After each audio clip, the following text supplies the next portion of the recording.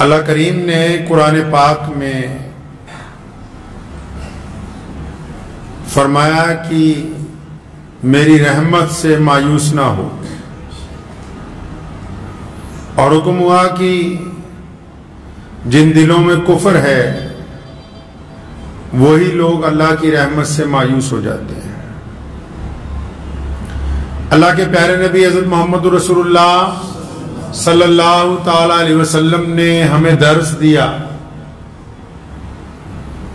ये सबक पढ़ाया कि मायूस होना, नाउम्मीद हो जाना, ये कुफर है, यानी झूठ है। कुफर के मायने झूठ है। और इस्लाम ने पूरी दुनिया के लोगों को ये तरीका अता किया कि हालात जैसे क्यों ना हो,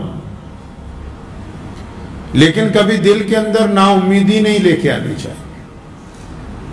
बहुत सारे लोग आज के दौर में इस हद तक नाउम्मीद होते हैं, वो समझते हैं कि हम खुदकुशी कर लें। आए दिन अखबारात में आपने पढ़ा होगा कि बहुत सारे लोग खुदकुशी कर लेते हैं। अपने आप अपनी जान को खत्म करना अल्लाह के नजदीक पसंदीदा अमल नहीं है। इस्लाम ने इसको हराम करार दिया। शरीयत ने कहा कि खुदकुशी करना हराम। बहुत सारे लोग खुदकुशी की तरफ जब जाते हैं तो ये नहीं समझते कि ये काम बुज़दिली वाला काम है। और बुज़दिल बंदा जो होता है, जो बंदा डरपोक होता है, बुज़दिल होता है जो इंसान, चाहे वो मर्द हो या औरत हो, बूढ़ा हो, बच्चा हो, वो जिंदगी में कुछ कर नहीं सकता,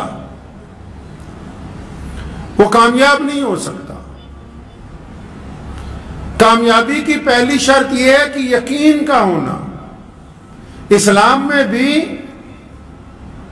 ईमान की पहली शर्त क्या है? यकीन होना इस बात पर कि मैं अल्लाह तबारक व तआला की इबादत करता हूं, मोहम्मद रसूलुल्लाह की इताअत करता हूं। इसी तरह दुनिया के तमाम कामों में, चाहे वो मुसलमान है या गैर मुस्लिम है, अगर उनका यकीन नहीं है, कमजोरी है यकीन के अंदर, खुद एतमादी नहीं है, सेल्फ कॉन्फिडेंस उनके अंदर नहीं पाया जाता है, और वो मायूस होते हैं बात बात पर, और फिर वो चाहते हैं कि हम अपनी जिंदगी को खत्म कर लें, तो ये सबसे बड़ी बेवकूफी वाला अमल है।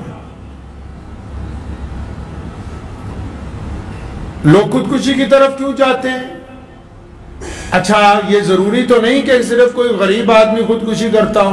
आपने पढ़ा होगा अखबारात में, बड़े बड़े अमीर लोग, बड़े बड़े करोड़पति लोग, बड़े बड़े हीरो, बड़े बड़े उद्योगपति, बहुत बड़े बड़े, आज पीछे खबर आई कि एक दो उलमा ने खुदकुशी की। तो ये अमल है, ऐसा हो क्यों रहा है?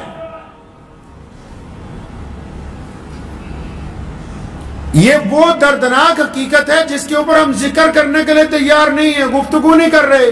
माशरे में ऐसा कैसे हो सकता है? ये माशरा कोई भेड़ बकरियों का माशरा तो नहीं है ना कि रेवड़ में से एक दो कम हो जाए तो कोई अफसोस का इजहार ना किया जाए। हर एक जान कीमती है। ये बात की बात है, कौन मुसलमान है, कौन हिंदू है, कौन सिख है, कौन ईसाई है, कौन दलित है, कौन जैनी है। अल्लाह ने फरमाया कि पूरी कायनात मेरा कुंबा है, और मोहम्मद रसूलुल्लाह ने फरमाया जब लोग इंसानों के पैरों में बेड़ियां डालते थे, हाथों में हथकड़ियां डाल के गुलामी करवाते थे, तो मेरे करीम रसूल ने ऐलान किया था कि किसी मां ने किसी बच्चे को गुलाम पैदा नहीं किया। हर एक जान कीमती है, हर एक जान की इज्जत है, हर एक को अल्लाह ने इज्जत नफ्स के साथ पैदा किया। किसी को कोई इख्तियार नहीं है कि वो दूसरे के ऊपर जुल्म करता फिरे। लोग खुदकुशी की तरफ क्यों जाते हैं? पहली गलती तो बजाते खुद खुदकुशी करने वालों की यह है कि हम लोगों ने आजकल एक अपनी दुनिया बना ली है। ये आपके हाथ में मशीन है, मैं अक्सर इसको झूठ बोलने की मशीन कहता हूं, जिसको मोबाइल कहते हैं। इसने ऐसे सॉफ्टवेयर डेवलप कर दिए। झूठ बोलने की मशीन इसलिए कहता हूं कि आपके घर से फोन आएगा, कहां हो? अगर आप लुधियाना में, आप कह देंगे नहीं मैं जलंधर में हूं। बिलवास्ता गैर जरूरी तौर पर जरूरत भी नहीं है, फिर भी इसने आदत डाल दी आपको झूठ बोलने की। तो इस मशीन ने भी खुदकुशी में एक बड़ा किरदार अदा किया। आप अगर फेसबुक चलाते हैं, उसके नीचे लिखा होता है मीठा, पता ही नहीं होगा कईयों को, नहीं जी हमें तो एक अच्छा मल्टीमीडिया मोबाइल चाहिए और एक बस हमें तन्हाई चाहिए, हमें 24 घंटे इंटरनेट चाहिए। हम क्या कर रहे हैं, हमारी औलाद क्या कर रही है, हमारे भाई क्या कर रहे हैं, हमारे बच्चे क्या कर रहे हैं, हमारे घर में क्या हो रहा है, हमारे स्कूल में क्या हो रहा है, हमारी दुकानों में क्या हो रहा है। हर बंदे ने अपनी एक अलग दुनिया बसाई। अब जब अलग दुनिया बसाई तो हर बंदे की उम्मीदें भी अलग से। खुदकुशी का अमल कहां से शुरू होता है? बंदा क्यों जाता है इस तरफ? क्योंकि वो ऐसे लोगों से ऐसी उम्मीदें लगाता है जो उसको इस काबिल समझते ही नहीं कि हमने इसके साथ ऐसा मामला करना है। ऐसी उम्मीदें लगाता है, किसी से गैर जरूरी उम्मीदें कि अच्छा ये मुझे बहुत ज्यादा इज्जत देगा, अच्छा वक्त आने पर ये मेरा साथ देगा, अच्छा ये मेरे साथ प्यार करेगा, जबकि इजहार भी नहीं है, लेकिन अपने दिमाग में एक दुनिया तैयार कर ली चारों तरफ। और ऐसे लोगों से उम्मीदें लगा ली जो आपकी उम्मीद पर खरे नहीं उतर सकते। अच्छा, जब आपने तो खुद ही उम्मीदें लगाई हुई हैं, अपने पास से उम्मीदें लगाई, अपने पास से आइडिया बनाए, अपने पास से ख्याली पुलाव बनाए, और जब आप उनको प्रैक्टिकल शक्ल में अमली जामा पहनाने की कोशिश करते हो, सामने वाले के सामने अपनी बात रखते हो, अगला साफ इनकार कर देता है, उसे पता ही नहीं चलता कि इसके अंदर तो तोड़फोड़ मच गई, कि ये तो बहुत उम्मीद लगाए बैठा था। तो उम्मीद लगाने वालों ने पहले ये तय नहीं किया किससे उम्मीद लगाई जाए या किससे ना लगाई जाए। और लोगों से उम्मीद लगाने वाले लोग कब कामयाब होते हैं? अगर उम्मीद लगानी है उस रब्बे करीम की जात से लगाई जाए, जिसने कहा है कि हालात अगर बदतरीन भी हो जाए और बंदा अपने रब पर यकीन रखता हो तो रब्बे करीम वो जात है। फरमाया सूरह यूसुफ में कि जिन्होंने हम पर यकीन किया फिर कुएं से निकाल के अल्लाह ने उनको तख्त पर बिठा दिया। कोई यकीन कर सकता है कि एक बंदे को उसके भाई ले जाके कुएं में डाल दें, और अंधेरे कुएं में, खुश्क कुएं में, जिसमें सांप भी हो, बिच्छू भी हो, जिसकी गहराई भी बहुत ज्यादा हो, जो जंगल में हो, और जब उसको डाल दिया जाए तो फिर उस बंदे के पास क्या हो सकता है कि सिवाय मौत का इंतजार करने के। लेकिन वो रब का अजीज बंदा है, रब का नबी बंदा है, तो उम्मत को सिखाने के लिए क्या किया? अपने रब पर तवक्कल किया कि मेरे रब की जात मेरे साथ है। और फिर क्या होता है? फिर अल्लाह ताला उस कुएं में से अपने बंदे को बाहर निकलवा लेते हैं। निकाल के कहां भेजा? निकाल के भेजा कहां? मिस्र के बाजार में। और बिकते हुए कहां पहुंचे? बादशाह के दरबार में। और फिर बिकने के बाद, बादशाह के दरबार में पहुंचने के बाद एक वक्त ऐसा आया कि बादशाह का तख्त हजरत यूसुफ अलैहिस्सलाम को अता हो गया। अगर अल्लाह पे उम्मीद लगाई तो अल्लाह ने अंधेरे कुएं से मिस्र की बादशाही अता फरमा दी। तो जो लोग खुदकुशी करने का सोचते हैं, क्या कभी वो अपने रब के मुतालिक नहीं सोचते? खुदकुशी तो वो करें जिनका कोई रब ना हो, जिनका एतकाद ना हो, जिनका यकीन खुदा पर ना हो।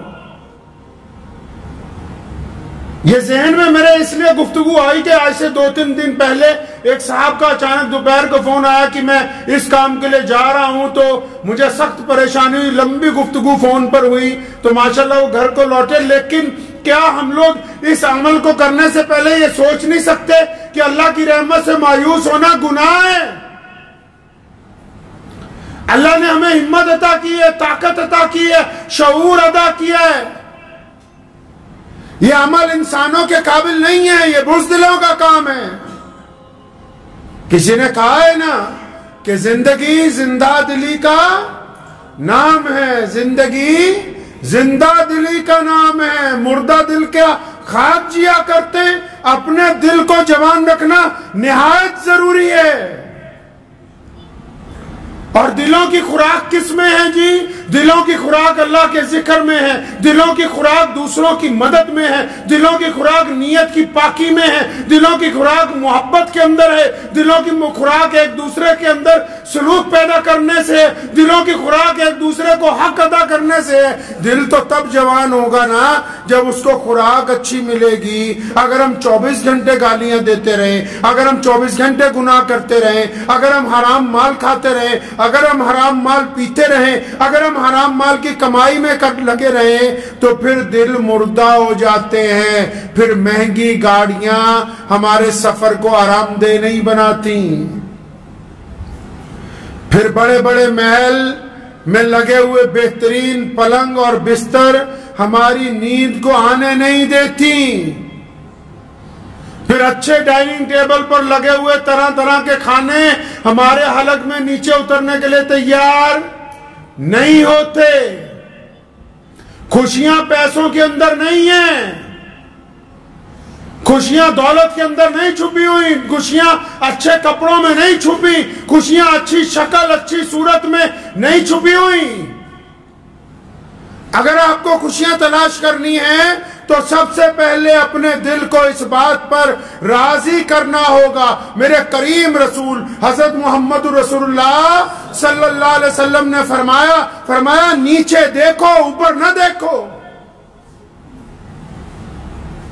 अपने से नीचे देखो। कितने ऐसे लोग हैं जिनको 2 वक्त की रोटी मैसर नहीं है। कितने ऐसे लोग हैं जो अपने पांव पर चल नहीं सकते। कितने ऐसे लोग हैं जिनकी आंखों में रोशनी नहीं है। कितने ऐसे लोग हैं जिनके कानों को सुनने की ताकत नहीं है। कितने ऐसे लोग हैं जिनके पास जुबान चलाने के लिए ताकत अल्लाह ने नहीं दी है। कितने ऐसे लोग हैं जो अमाल के लिहाज से, किरदार के लिहाज से दुनिया से मुंह छुपाते फिरते हैं। क्या ये अल्लाह तबारक व तआला ने आप पर करम नहीं किया कि अल्लाह ने अच्छी जिंदगी अता फरमाई और मोहलत दे रखी है? अल्लाह ने मोहलत दे रखी है, हमें वक्त दिया हुआ है। और जो लोग खुदकुशी करना चाहते हैं वो सिर्फ खुद ही खुदकुशी करने नहीं जा रहे, वो भी सुने जो उनके साथी हैं, जो उनके माँ बाप हैं, जो उनके दोस्त हैं, जो उनके भाई हैं, जो उनके साथ कारोबार करते हैं। अगर किसी को बचपन से आखिर तक रोज कहते रहोगे कि तू निकम्मा है तो उसके दिल में बात बैठ जाएगी। अगर रोजाना किसी की बुराई करते रहोगे उसके दिल में बुज़दिली आ जाएगी। अगर रोजाना किसी की हिम्मत तोड़ते रहोगे तो उसके दिल के अंदर बुज़दिली पैदा हो जाएगी। तो ये जो बंदा जा रहा है, ये जो औरत, ये जो मर्द, ये जो बच्चा खुदकुशी के लिए राजी हुआ, ये अकेला राजी नहीं हुआ। इसके चारों तरफ जो लोग हैं उनका किरदार भी इसमें शामिल है। इसकी खुदकुशी में वो लोग शामिल हैं जिनकी जुबानों ने इसको ताना दिया, जिनके किरदार ने इसके दिल को मजरूह किया। क्या ही अच्छा होता कि हम मरने वाले का साथ देते, खुद भी जीते और उसको भी जिंदगी का रास्ता अता करते। जिंदगी अल्लाह तबारक व तआला की नेमत है, ये एक दफा मिलती है। ये जिस्म अल्लाह की अमानत है। इसके साथ खिलवाड़ करने वाले लोग क़यामत वाले दिन पकड़े जाएंगे। और ये माशरा तो इतना गंदा हो गया, ऐसे लोग हो गए हैं कि अगर कोई बंदा खुदकुशी कर ले तो उसके घर वालों को क्या कहेंगे कि इसकी जनाजा नहीं हो सकता, इसके लिए दुआ नहीं हो सकती। कभी अपने गिरेबान में झांक कर देखा है क्या तुम्हारे लिए दुआएं हो सकती हैं? कभी अपनी रातों को देखा है? कभी अपने किरदार को अंदर झांक के देखा कि हम किस मुकाम पर खड़े हैं? अल्लाह ने अगर हमारे गुनाहों को ढांक रखा है, इसका मतलब ये नहीं कि ये उंगली किसी और की तरफ उठाई जाए। ये बाकी की उंगलियां इस बात का इशारा कर रही कि जिस तरफ तू उंगली उठा रहा है उनसे ज्यादा खराब तेरा खुद का किरदार है। कि जी खुदकुशी वाले के लिए तो जनाजा नहीं है, खुदकुशी करने वाले के लिए तो दुआ नहीं है। कौन कहता है कि उसके लिए मगफिरत की दुआ नहीं हो सकती? कहां लिखा है? किस किताब ने कहा? प्यारे नबी हज़रत मोहम्मद रसूलुल्लाह सल्लल्लाहु अलैहि वसल्लम ने कहीं मना नहीं किया, ठीक है कि बंदे ने गलती की, अगर किसी का बच्चा गलती करे, कोई बड़ा गलती करे, घर का फर्द गलती करे, तो क्या घर वाले उसको मार देते हैं? आपके जिस्म का कोई आज़ा खराब होता है तो क्या काट के उसको फेंक देते हो? माशरे में अगर कोई बच्चा इस तरफ चला गया, अगर कोई नशे में चला गया, कोई मंशियात में चला गया, सुबह शाम उसकी बुराई है, क्या बुराई से बेहतर उसको छाती से लगाना जरूरी नहीं है? प्यारे नबी हज़रत मोहम्मद रसूलुल्लाह सल्लल्लाहु अलैहि वसल्लम के दौर में एक शख्स ने शराब पी, हुक्म हुआ कि उसके दुर्रे लगाए जाएं। मस्जिद नबवी में जब दुर्रे लगाए जा रहे थे, नबी अलैहिस्सलाम बड़े बेचैन हुए। तो वहां खड़े हुए एक सहाबी ने, एक अराबी ने कह दिया कि तेरा सत्यानाश हो, तूने बहुत बुरा काम किया। करीम रसूल सल्लल्लाहु अलैहि वसल्लम नाराज हुए, उसे पकड़ा गिरबान से, फरमाया इधर आ, तुझे किसने कहा कि मेरे सहाबी को बद्दुआएं देता? फिर हमको इसके अमल से नफरत है, बंदे से। हमको इसके अमल से नफरत है, बंदे से नफरत नहीं है। अगर कोई गलती करता है घर में, पड़ोस में, माशरे में, दोस्तों में, तो ये क्या रत लगा ली कि सारा माशरा लग जाए कि ये खराब है, इसको निकालो, इसको निकालो। आजकल बड़े बड़े मुदस्सिर, बड़े बड़े दर्स देने वाले और बड़े बड़े प्रोफेसर यही कहते हैं कि फला कॉलोनी में नहीं जाना, फला इलाके में नहीं जाना, वो इलाका ठीक नहीं है। अरे अच्छे लोगों में बैठ के अच्छे बनना कमाल की बात नहीं है, बुरे लोगों में जाके उनको अच्छा बनाना ये कमाल की बात है। अच्छों में जाके अच्छी बातें की तो क्या की है, बुरों में जाके अच्छाई की तबलीग करना कमाल की बात है। बुरों का जाके अपनी छाती से लगाना कमाल की बात है। गरीबों को जाके अपनी छाती से लगाना, और जिनके दिल तड़पे हुए हैं, एक दूसरे का चेहरा पढ़ने का फन सीखो।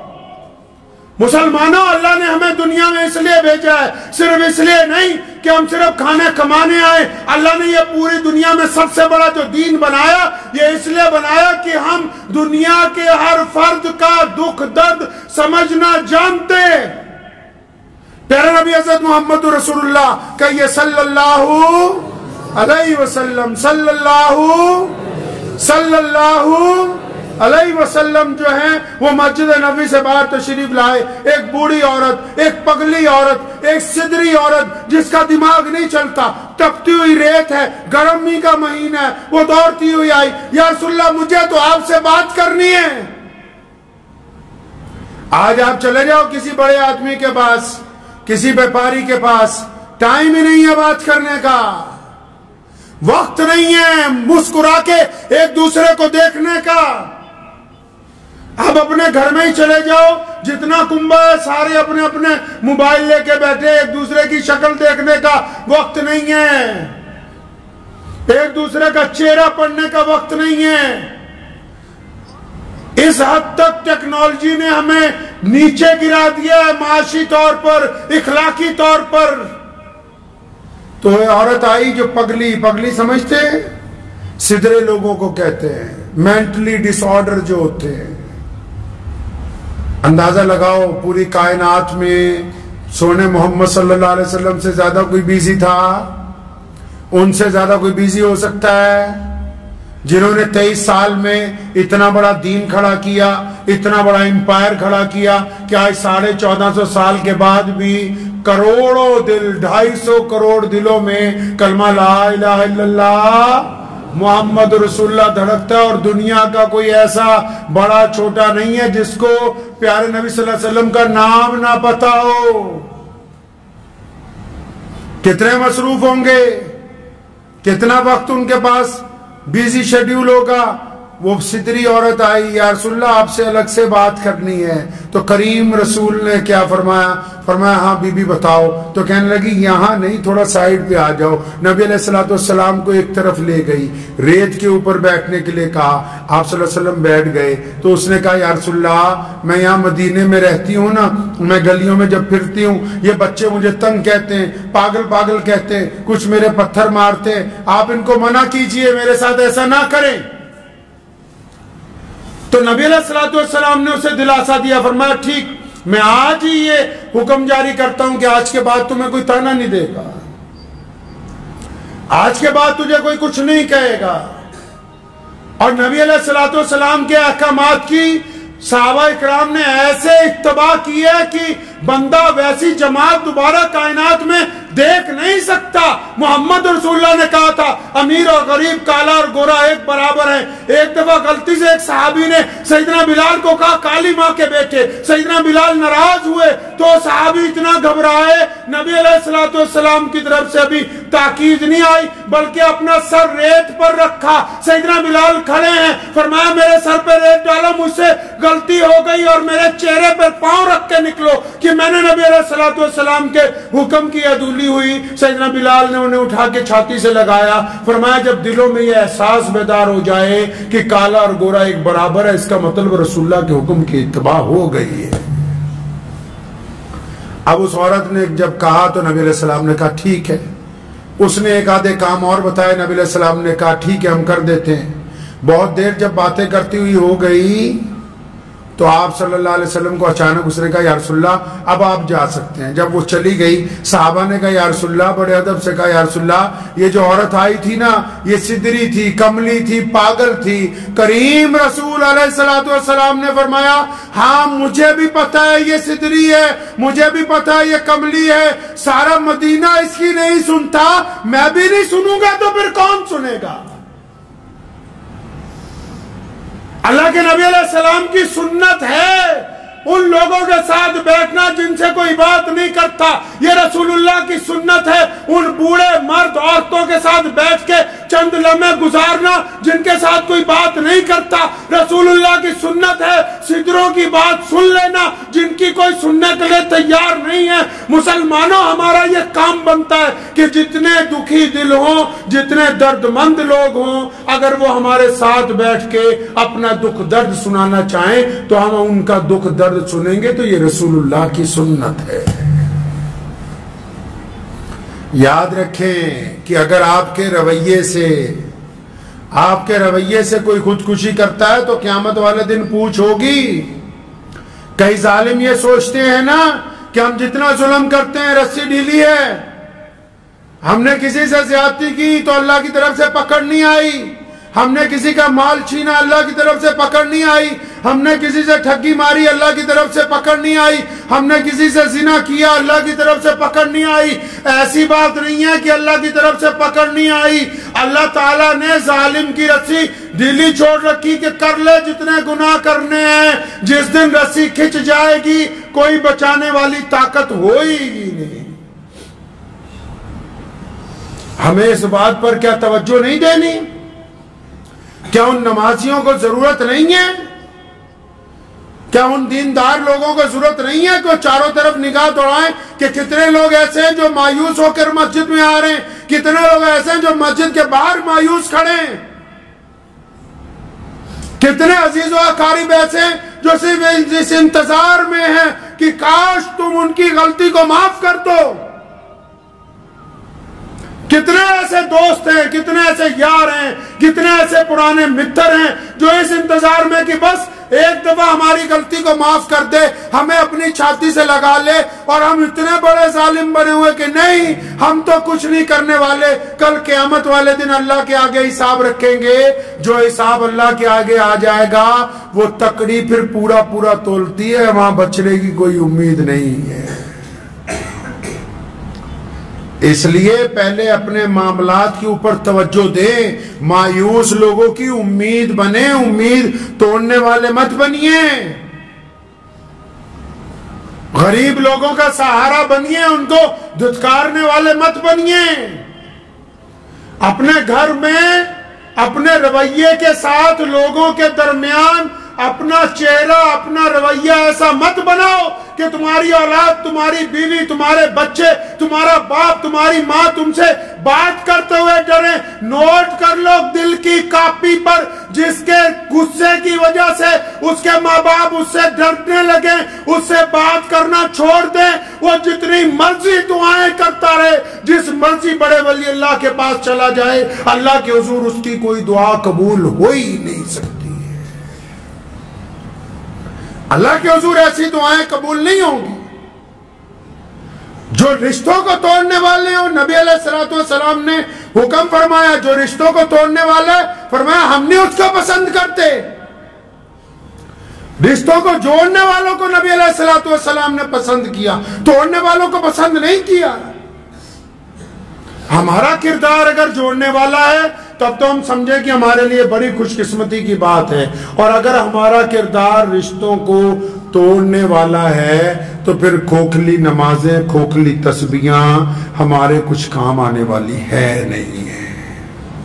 तो उन लोगों को तो खास तौर के कहता हूं, जो लोग ये सोचते हैं दिल में कभी कभी कि हमारा कुछ नहीं हो सकता, हम आगे नहीं बढ़ सकते, हम कुछ नहीं कर सकते, ये जो मायूसी अपने दिल में बिठा ली है, अल्लाह का नाम लेके इस मायूसी से बाहर निकल आओ और अपना टारगेट तय करो, करना क्या चाहते हो। अल्लाह ताला ने फरमाया मैं अपने बंदे के गुमान के साथ हूं। मेरा बंदा जो दिल में आइडिया बनाता है, अल्लाह फरमाते हैं कि मैं अपने बंदे के आइडिया के साथ हूं। ये चाहता क्या है?